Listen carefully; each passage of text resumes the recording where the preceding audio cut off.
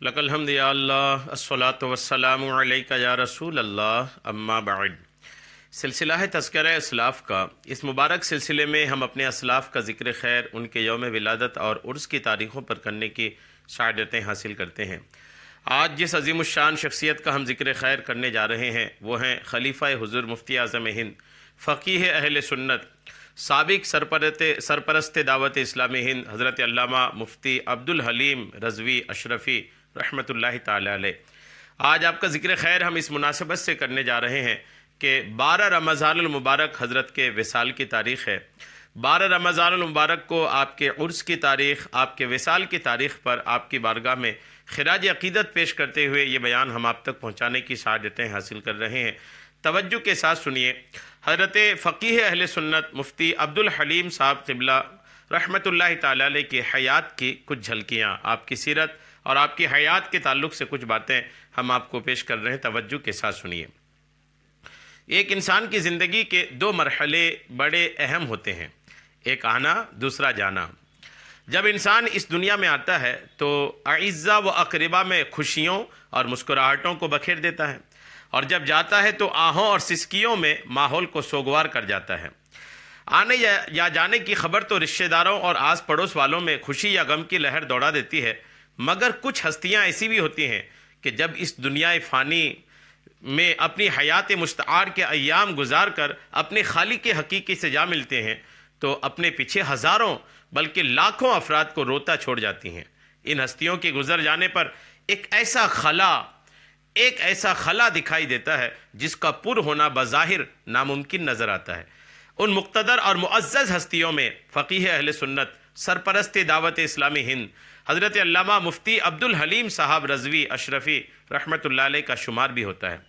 12 رمضان المبارک 1442 ہجری کی شب کو دنیا اہل سنت کے فقیہ، شمالی بہار کی عظیم دینی و علمی و انقلابی شخصیت حضرت علامہ مفتی عبدالحلیم صاحب رضوی اشرفی رات تقریباً 9:45 پر دار فانی سے دار بقا کی طرف کوچ فرما گئے۔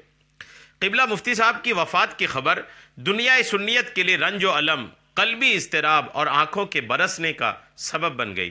امتیازی شان کے حامل، تقوی و پرہیزگاری میں کامل فقیہ اہل سنت مفتی عبدالحلیم صاحب رحمۃ اللہ علیہ اب ہمارے درمیان نہیں ہیں، لیکن ہمارے لیے مشعل راہ بننے والی حضرت کی یادیں، حضرت کی باتیں، حضرت کی علمی و عملی کاوشیں ضرور موجود ہیں۔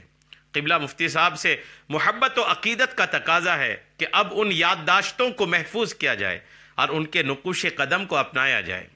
اسی جذبہ کے تحت فقیہ اہل سنت رحمۃ اللہ علیہ کے مختصر حالات ہم آپ کو پیش کر رہے ہیں تاکہ یوٹیوب کی دنیا بھی اس کو ریکارڈ میں رکھے، اور حضرت کی حیات کے تعلق سے کوئی اگر یوٹیوب کے ذریعے سے معلوم کرنا چاہے تو ہمارا بیان ان کے حاضر خدمت ہو۔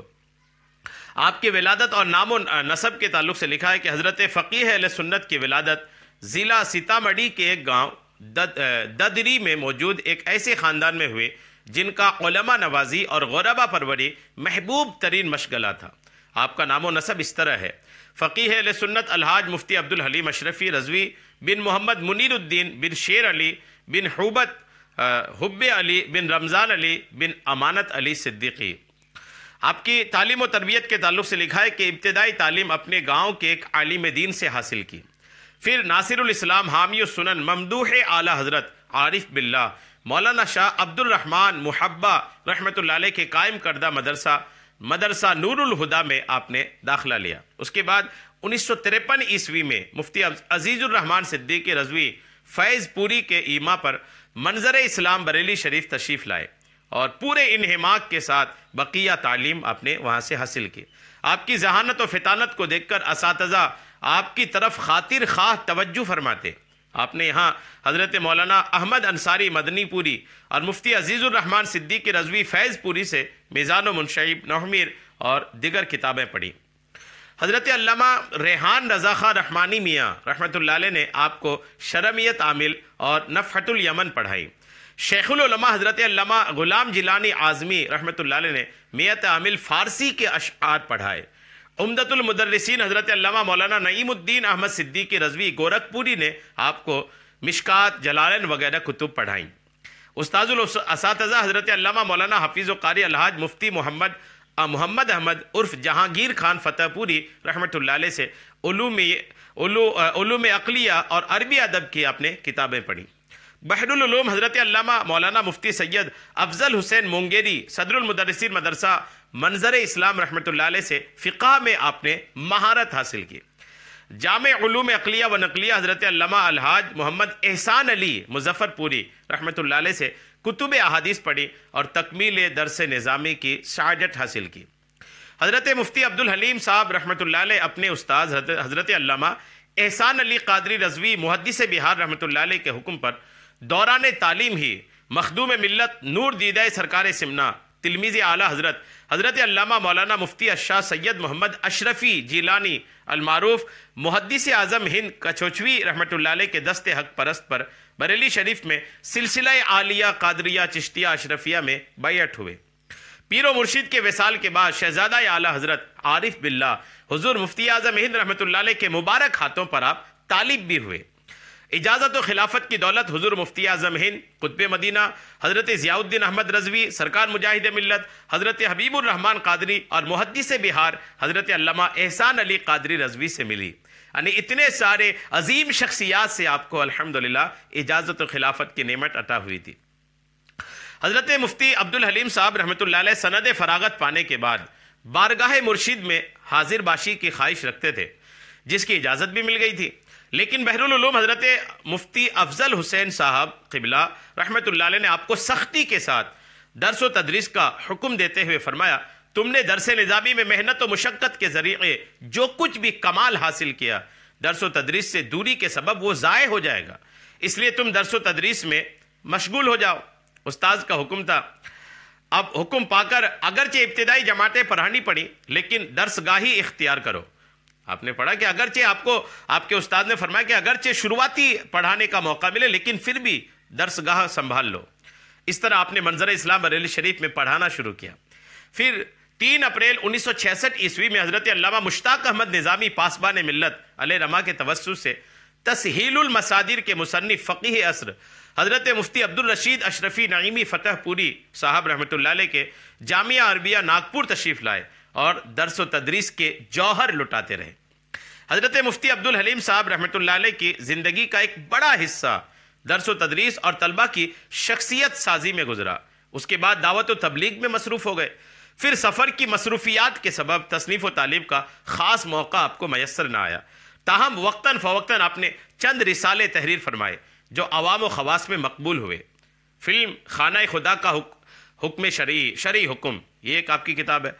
اسلام میں داڑھی کا مقام، یہ ہے۔ فتاوی حلیمیہ آپ کے تحریر کردہ فتاوی کا مجموعہ ہے۔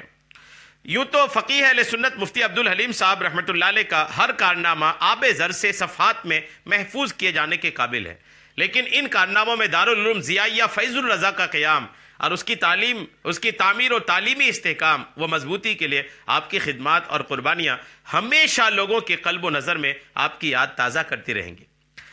فقیہ اہل سنت کا تقویٰ دیکھیں۔ فقیہ اہل سنت حضرت مفتی عبدالحلیم صاحب رحمۃ اللہ علیہ ایک پابند شرع، متقی و پرہیزگار اور ایک اللہ والی شخصیت کا نام ہے۔ آپ کی فکر آخرت اور خشیت الہی، زہد و تقویٰ، اخلاص و للہیت ہی کا نتیجہ تھا کہ جب جامعہ عربیہ ناگپور کا دارالافتاء آپ کے سپرد کیا گیا تو آپ نے مفتی عبدالرشید صاحب رحمۃ اللہ علیہ سے عرض کیا، حضور یہ آپ کی کرم نوازی اور حوصلہ افزائی ہے کہ آپ نے مجھے یہ ذمہ داری سونپی، لیکن میں یہ ذمہ داری اس شرط پر قبول کروں گا کہ اس سے قبل دارالافتاء کا جو معاوضہ حضرت مولانا زین العابدین آپ سے پہلے یہی افتاء کی ذمہ داری سنبھال رہے تھے ان کو ملا کرتا تھا، میں اسے ہرگز نہیں لوں گا، رضا الہی کی خاطر مفت میں دارالافتاء میں خدمت انجام دوں گا۔ غالباً اس وقت آپ کی تنخواہ 150 روپے تھی۔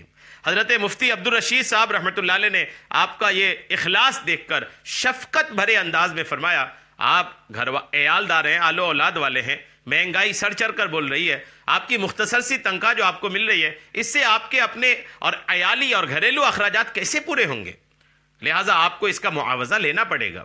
حضرت مفتی عبدالحلیم صاحب رحمۃ اللہ علیہ مفتی عبدالرشید صاحب کی اس ادائے کرم نوازی سے متاثر تو ہوئے، لیکن آپ کی بھی غیرت ایمانی بہت اعلیٰ درجے کی تھی۔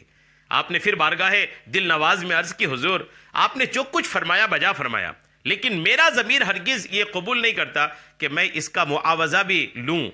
درسگاہ پڑھاتا ہوں تو یہ طرفین کی رضامندی پر ہے، میں اس کی تنخواہ لے لیتا ہوں۔ مسجد میں امامت کرتا ہوں تو اس کی بھی تنخواہ مجھے مل جاتی ہے۔ تو میں کس منہ سے کہوں کہ میں دین کا کام کر رہا ہوں؟ تو میں کس منہ سے کہوں کہ میں دین کا کام کر رہا ہوں؟ یہ جملہ یاد رکھیے۔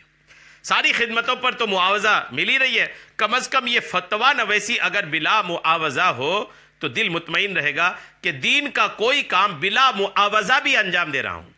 الحمدللہ آپ کی عاجزی و انکساری بھی بہت مشہور ہے۔ دعوت اسلامی کی مرکزی مجلس شورا کے رکن مولانا عبدالحبیب اتاری کا بیان ہے کہ ایک بار میں مدینہ شریف میں ان سے ملنے گیا۔ حضرت اکیلے تھے، تنہا اپنے کمرے میں تھے اور رو رہے تھے۔ میں نے عرض کی حضور یہ اشک باری کس وجہ سے ہے؟ آپ کیوں رو رہے ہیں؟ فرمایا ابھی معاف نہ کرنے پر وعید سے متعلق ایک حدیث پاک میری نظر سے گزری۔ مجھے یاد آ گیا کہ مدینہ شریف آنے سے پہلے میرے مدرسے میں ایک طالب علم نے کوئی غلطی کی تھی، میں نے اس کو سزا کے طور پر درجے سے باہر نکال دیا۔ وہ مجھ سے معافی مانگتا رہا لیکن میں نے بطور تربیت اسے معاف نہ کیا۔ اب حدیث پاک پڑھ کر رو رہا ہوں، یا اللہ میں نے اس کو معاف کر دیا، تو بھی اس کو معاف کر دے۔ غور کیجئے کیسے عظیم الشان شخصیت تھے، فقیہ اہل سنت، خلیفہ حضور مفتی اعظم ہند، خلیفہ مجاہد ملت، خلیفہ محدث اعظم ہند۔ الحمدللہ اتنی عظیم شخصیت ہمارے درمیان اب نہ رہی۔ اللہ کریم سے دعا ہے اللہ تبارک و تعالی حضرت کے مزار پاک پر خوب رحمتیں نازل فرمائے۔ حضرت کے متوسلین اور حضرت کے معتقدین، حضرت کے مریدین کو چاہیے کہ حضرت کی حیات کو روشن کریں، حضرت کی حیات پر رسالے، کتابیں، مضمون وغیرہ تحریر کر کے حضرت کی زندگی کو لوگوں کے سامنے لانے کی کوشش کریں تاکہ لوگ حضرت کی حیات سے سیکھنے کی سعادتیں حاصل کریں۔ اللہ کریم ہمیں حضرت کی ارشادات پر عمل کی توفیقیں عطا فرمائے، آمین، بجاہ النبی الامین صلی اللہ تعالی علیہ وسلم۔